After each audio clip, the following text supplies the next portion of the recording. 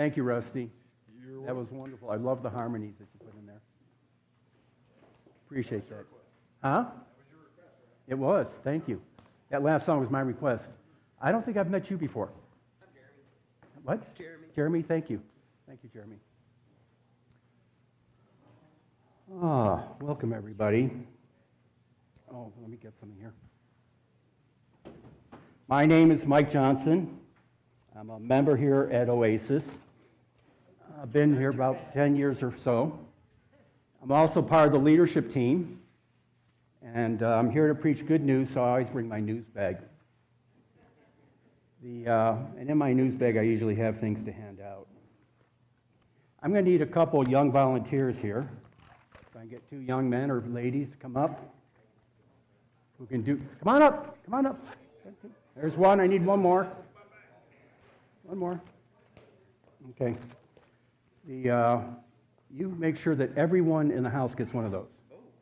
Okay? And you guys, have you gotten your handouts yet? You got things you can color over here? I want you to come back and do that, but make sure, just hand this out to anyone who wants a note about what we're going to be talking today. And then the rest of the kids, come on up here. We have coloring books, we have word puzzles, we have pencils. Come on up. Hero, come on up. Over here. Over here. Come on up. Right over there. There you go. Come on up. You can pick up something to color. You can do a word puzzle.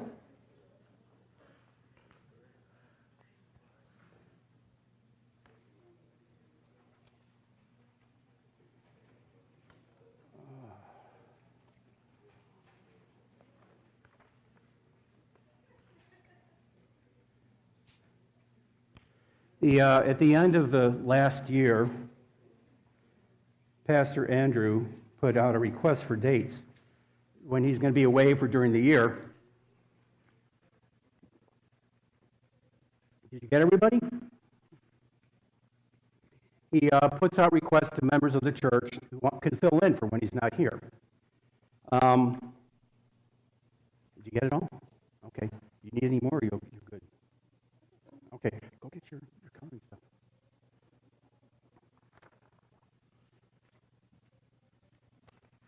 And here, take one of these for helping.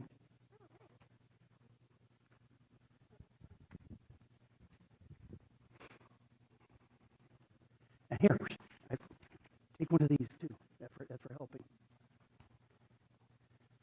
But he had done this at the end of the year, December, and that was shortly after my son Noah died. And he put out the request, and I said, I'm sorry, I can't help. I said I was too fresh in my grief, and I couldn't find anything that say I could come up here and give a message. But a couple months later, I heard that the elders had met and said that the focus for Oasis for 2026 should be healing. And the Bible study that we were doing, we have a Bible group, the old folks, that's me, that meet over the other area, our Bible study. We were going through the book of Mark and the story of Bartimaeus. And I started remembering all the good things that God had done in my life. And so I came back to Andrew again. I said, you still have that opening? And he said, yeah. And it turns out this is March Madness. I guess I'm the answer for March Madness. I don't know if we have a cure for that, but it's here. Everyone get a pen? I hope. Okay. They're right here. There's a full box there. But so I thought it was important to share this message. Andrew still had an opening. And in doing this has brought some healing to me also. So I hope that this is something that bring healing into your life also. Open just with a simple prayer saying, God, may your words inspire, may your words transform, and may your words renew hearts.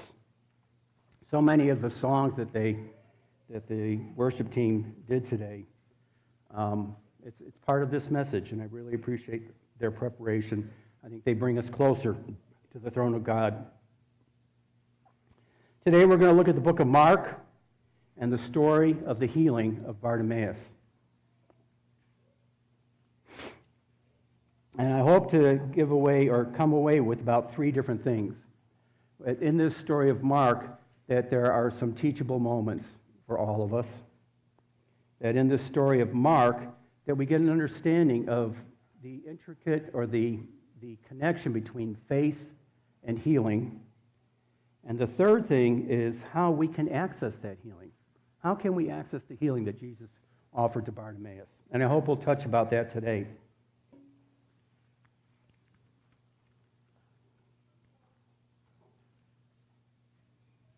This is a short story. There's only 7 verses here, but in this story there's a lot more than meets the eye. But to understand this story, we need to understand the context of where this took place. And this took place in the town of Jericho. Now, Jericho was a literal oasis, had springs that had come down from the mountain, and it was surrounded by desert. It was near the Dead Sea. It was 800 feet below sea level, but it was a rest area. This rest area, this oasis, was the start of the eastern entry or the road into Jerusalem. And through these passages, thousands of pilgrims would travel from Jericho to Jerusalem to celebrate Passover, the Feast of the Unleavened Bread. The road was a steep climb. It went from about 800 feet to about 2,500 feet above sea level. This was a full-day journey, and it was called the Ascent of Adumim. Because Jerusalem sits on a literal mountain, the physical act of climbing kind of mirrored the spiritual preparation required to enter the presence of God at the temple. And pilgrims traveled this road would sing psalms. They would sing specifically the Psalms of the Ascent, which were Numbers 120 through 134. 15 psalms, preparation of going up to the temple. These are just like the 15 steps that they had before they entered the temple. And these psalms were like a spiritual roadmap. They had a theme that went from distress and longing through protection, arrival, to unity, blessing, and praise. Now, Jesus was a devout Jew, so his family made this ascent many times. But soon, this time, Jesus is going up this ascent, and he's going to be singing alongside the pilgrims who are recognizing him as a son of David, the fulfillment of God's covenant. And Psalm 132, which is part of that Psalm of Ascent, is about God's covenant, about Son of David being the Messiah. I believe that Jesus' triumphant entry that we see in Jerusalem started here at the Ascent of Adumim, traveling with these thousands of pilgrims, singing psalms in preparation.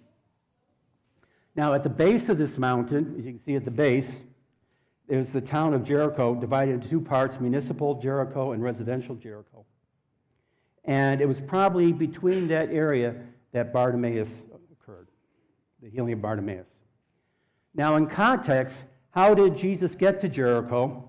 Well, it was the last stop of a 100-mile journey before entering Jerusalem. If you're on a journey and you're pretty far along a journey, there's often wisdom to remember what was at the beginning of that journey. And the beginning of this journey, Jesus' last journey, began at Caesarea Philippi. Caesarea Philippi was north of Jerusalem, about 100 miles. It was a place of pagan worship. They worshiped the god Pan. They would sacrifice goats in such number that the pools would run red with blood. This pool was also thought to be the portal or entry point into the underworld. And it was here that Jesus kind of put his foot in the ground, kind of stake in the ground. And it was here that, in Caesarea Philippi, that Peter confessed that Christ was the Messiah. It was in Caesarea Philippi that Jesus first announced that he would be crucified. It was at Caesar Philippi that Jesus said, I will give you the keys to the kingdom. And it was at Caesarea Philippi that Jesus said he would build his church and that evil will not triumph against it. The whole arc of Jesus' ministry had changed at this point. It had gone from one of healing and feeding the 4,000 to a sense of this laser focus on the end game of making it to Jerusalem for the full redemption process. Along the way, Jesus taught and prepared his disciples for the future roles that they would have building his church that evil could not triumph against. And they come down to just about outside Jericho. And if you look here at Mark 10, 33 and 34, this is just about outside Jericho. He says, see, we are going to Jerusalem. There's a lot more there, but let's just pause. There's a comma. I think that there should be almost like a hash mark or something, because think of the words of what he's telling the apostles. See, we are going up to Jerusalem. What is it, when he says see, what is he doing? He's pointing. He's showing him. See that? That's what it looks like. This is the ascent that we're going to be making. Think of their excitement as they're thinking about going along here, being with the celebration, with the pilgrims going up, that they didn't hear the rest of what he had to say. They kind of just focused on that. If they had truly understood that what Jesus said, that he was going to be flogged, that he was going to be turned over, he was going to be spit on, he was going to be crucified before raising from the dead, Mark's story would have been different. It would have gone straight to the triumphal entry. But there's an interlude here. And in this interlude, John and James started quibbling. They didn't hear the message of the coming trials that Jesus was going through. They heard this sense of, they started quibbling to see who would sit closest to Jesus' glory. And soon, the disciples started to grumble about it. They couldn't hear the rest.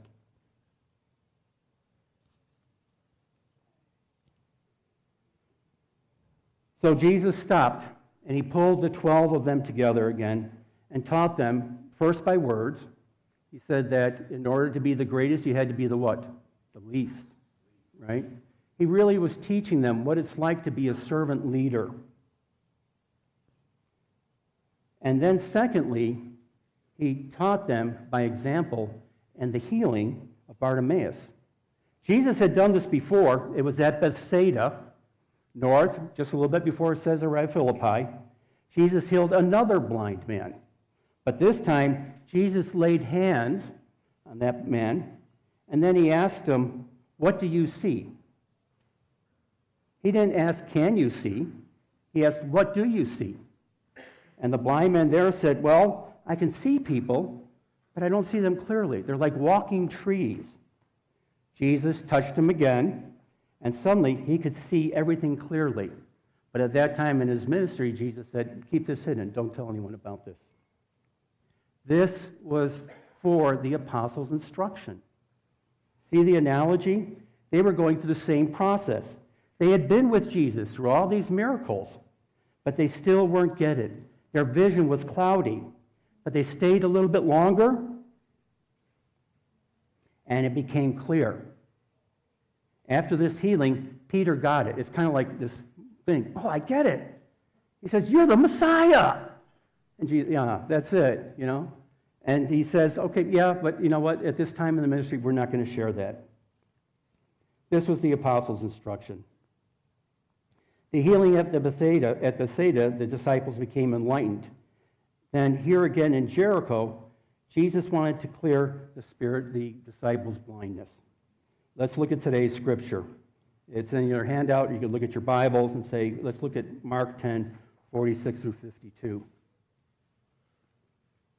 And they came to Jericho, and as he was leaving Jericho with his disciples and a great crowd, Bartimaeus, a blind beggar, the son of Timaeus, was sitting on the roadside. Who was Jesus leaving with? The disciples and what? a great crowd. This is speaking about the pilgrims. There were thousands of them. It's estimated that Jerusalem was maybe a town of 40, 50,000 people, but 100 to 200 to 250,000 people would pour into the city at this time. This is the great crowd that was traveling with Jesus and the disciples that they were about to go on their way to Jerusalem. On this road was a blind beggar. Now, actually, if you're a beggar, that sounds like a pretty good place to be, right? You got thousands of travelers. Sit on the side of the road, put out your cloak, ask for alms. And I can testify as a young man that I knew that the best place to beg for money or panhandle was near a lot of foot traffic. This is what he knew too. And this blind man had a name. Why?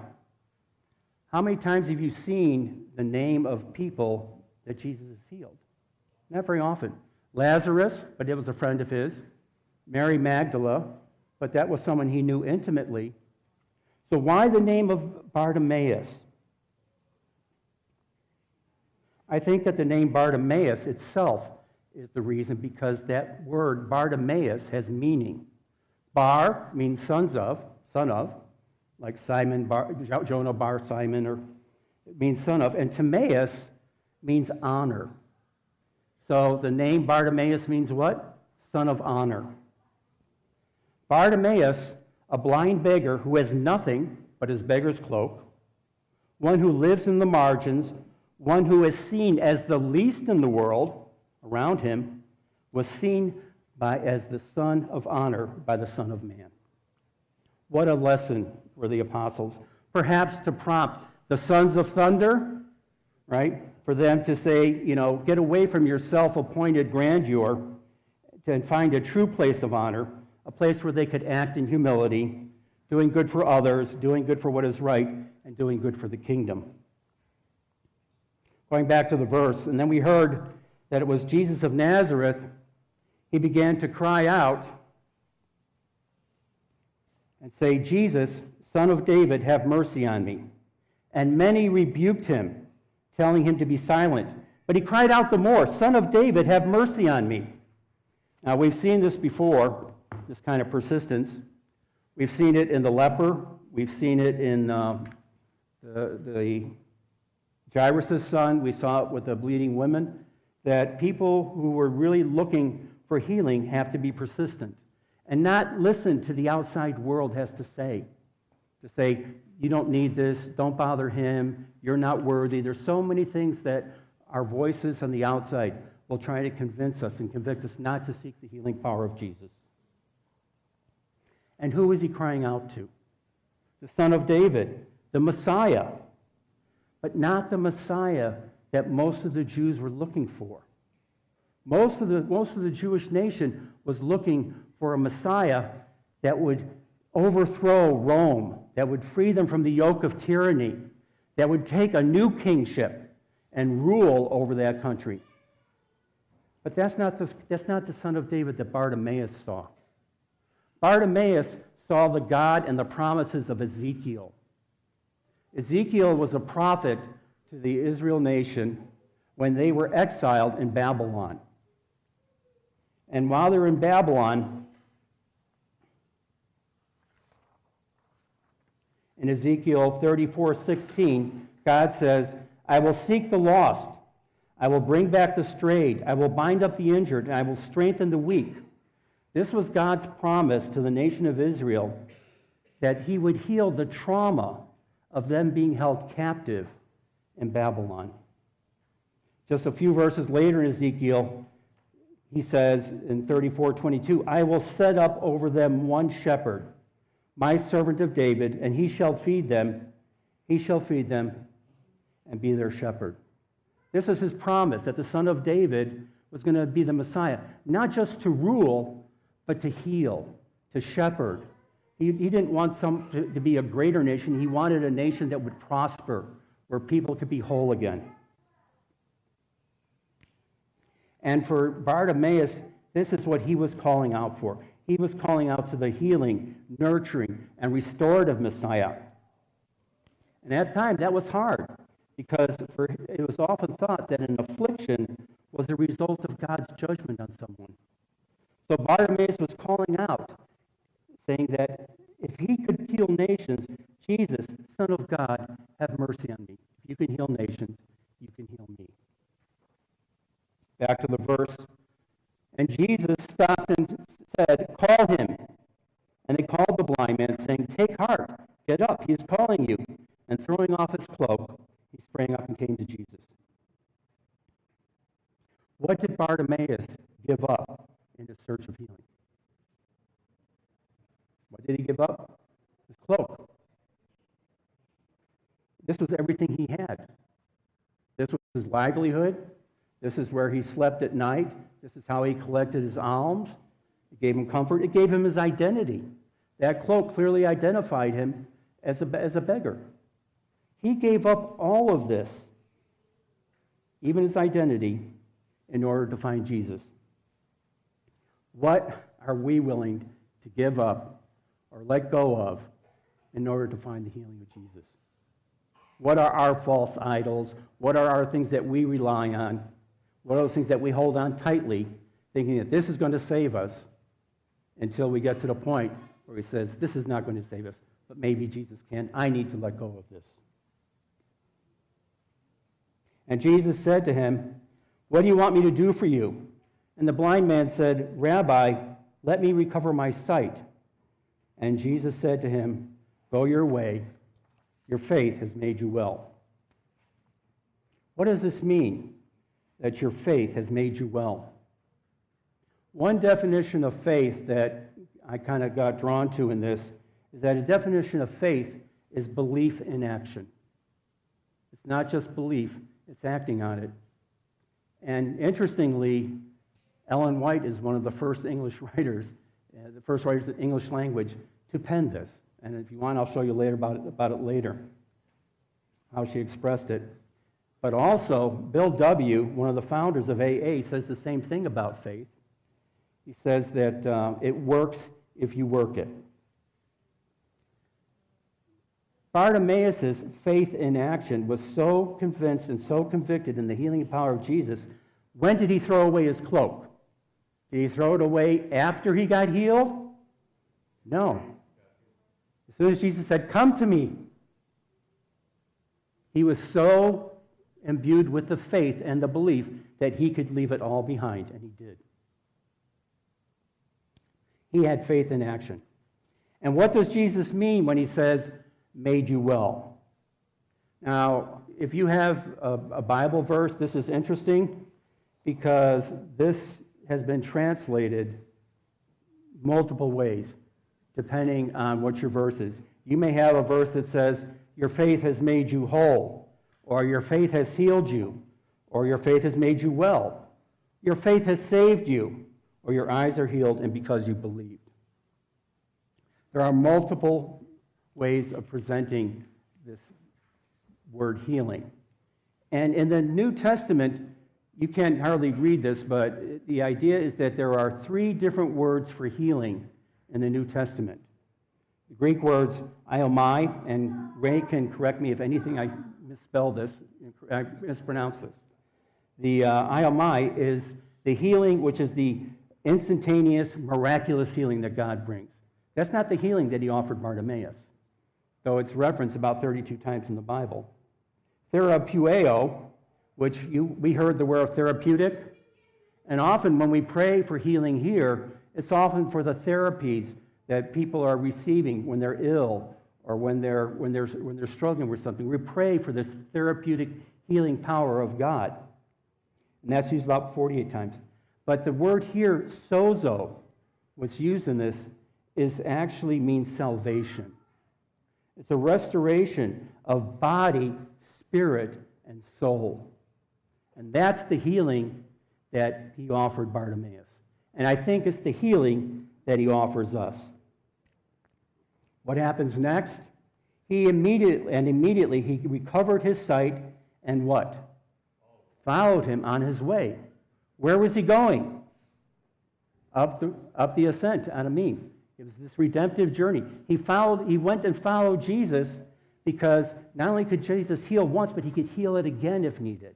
And he was joining a healing community that was on their own redemptive journey. And that's what the offer is. Jesus can heal us, but the healing continues to happen when we're in a redemptive community.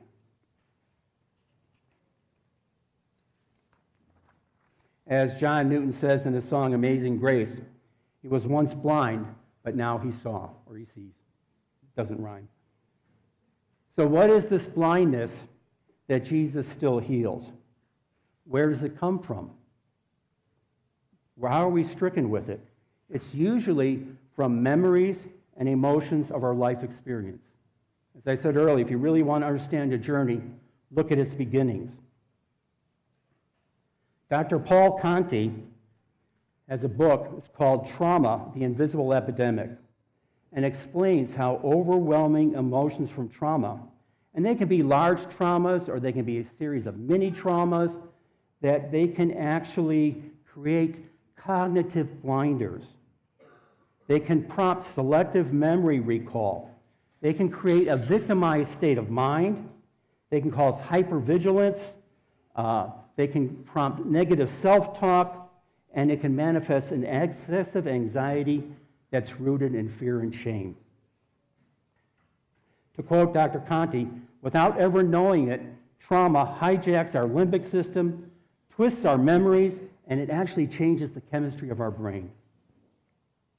And he points out that this trauma will fog the mirror and distort the window that we look through. It means that we can't see ourselves as we truly are, and we can't see the world as it truly is.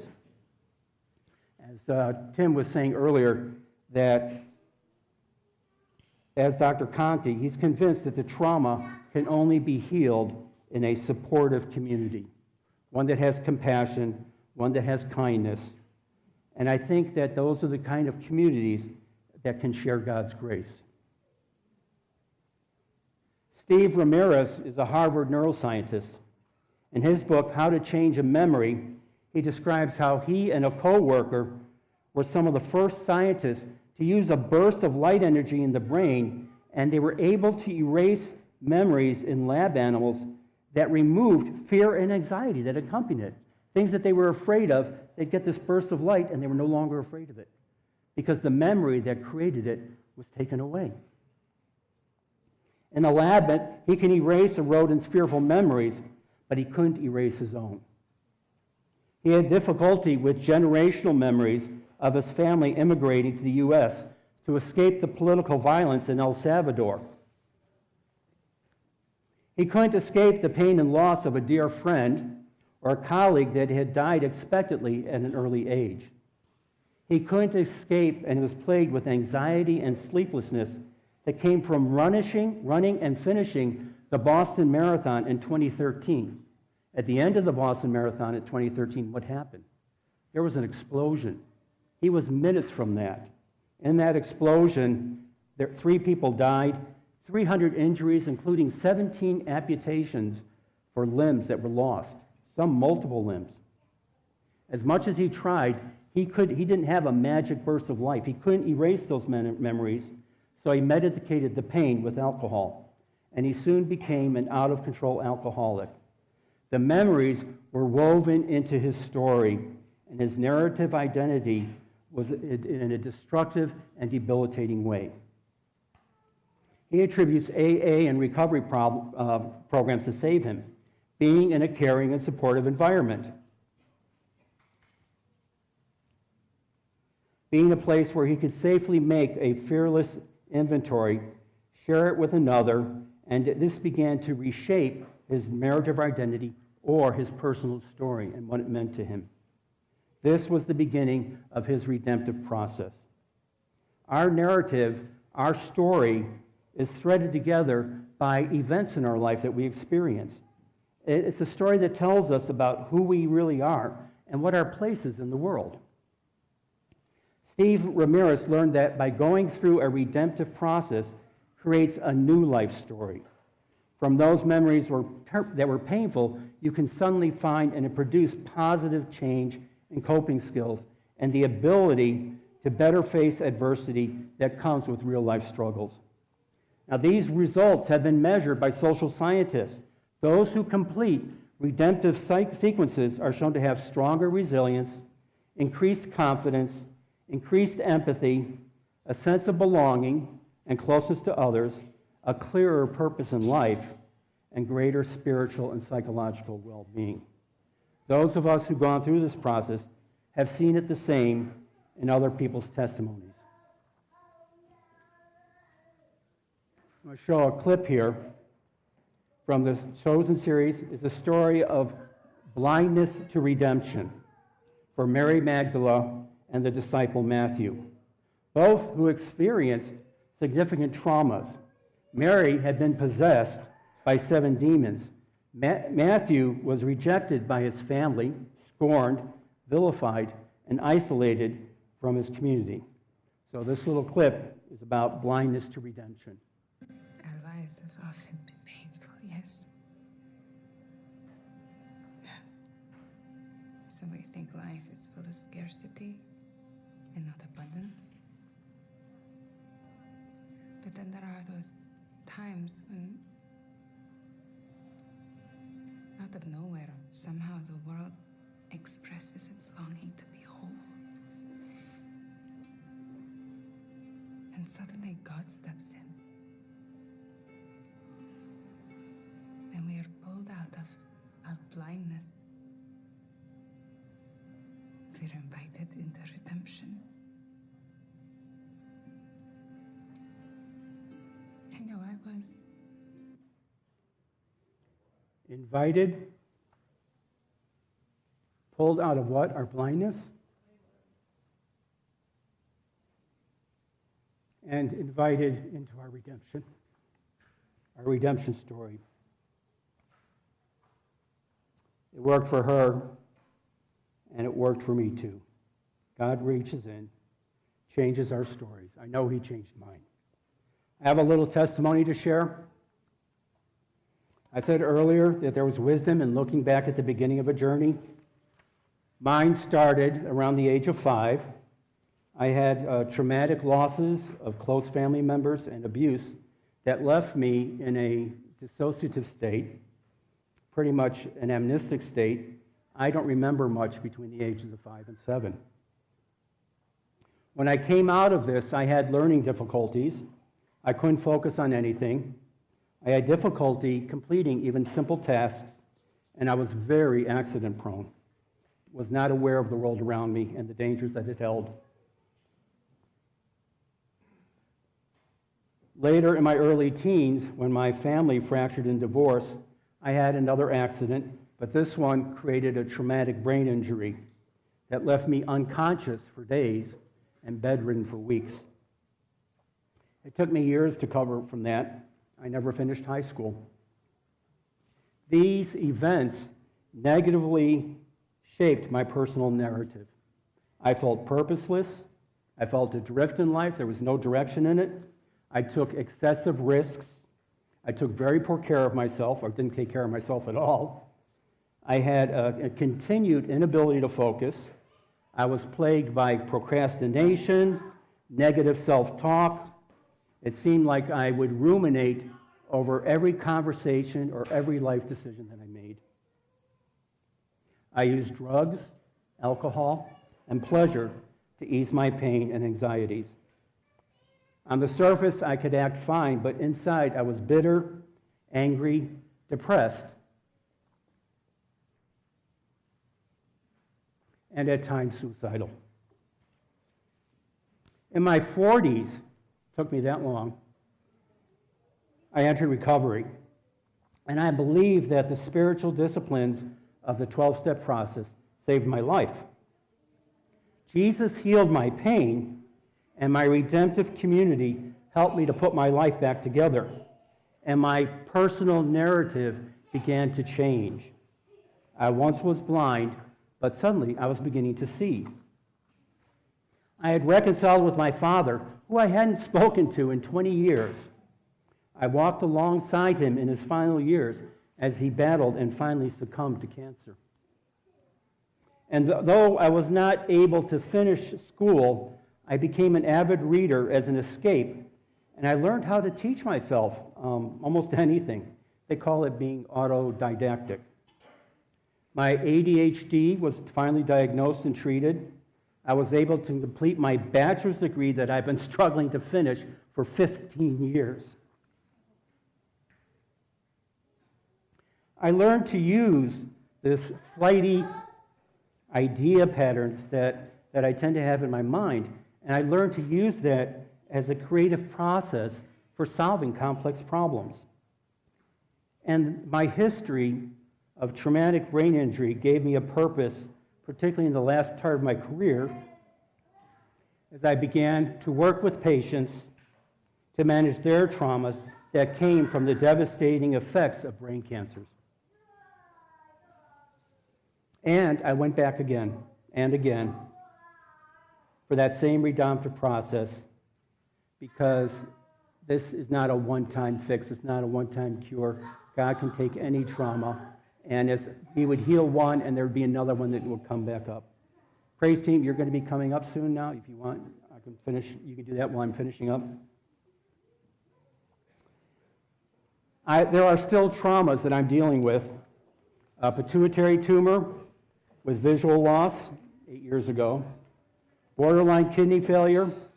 The tumor has left me with a bankrupt endocrine system, but these adversities no longer hold me captive in fear or shame. And I'm still learning how to take better care of myself. I like to wear this belt. It reminds me of the 70 pounds that I've lost taking care of myself. I have to punch holes in it every year or two to get it to fit.